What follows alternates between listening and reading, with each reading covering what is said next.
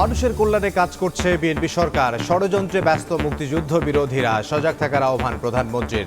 Family card ও ধর্মগুরুদের ভাতা বিতরণ উদ্বোধন।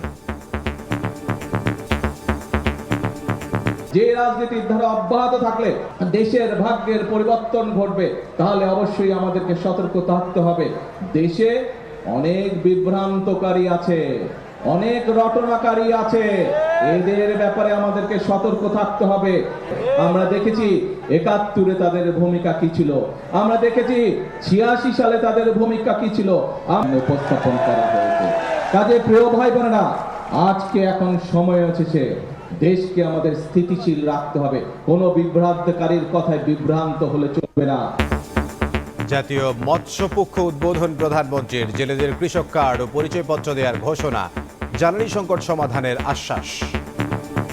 যে স্বৈরাচারকে এই দেশের মানুষ বিতাড়িত করেছে, তাদের বিভিন্ন পদক্ষেপের জন্য আজকে বিদ্যুৎ এবং জ্বালানির এই অবস্থা। সংকট যদি মোকাবেলা করতে হয়, ধৈর্য ধারণ করতে হবে আমাদেরকে।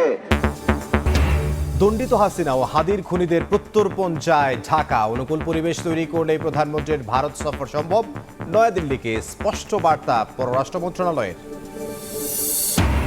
রাষ্ট্রপতি নির্বাচনে মির্জা ফখরুল ও অলি আহমদের প্রার্থিতা বৈধ। ভোটের আগে ৭০ অনুচ্ছেদ নিয়ে প্রশ্ন অবান্তর। বিদ্যমান সংবিধানে বাধা থাকলে সংসদেই সংশোধন চায় বিএনপি।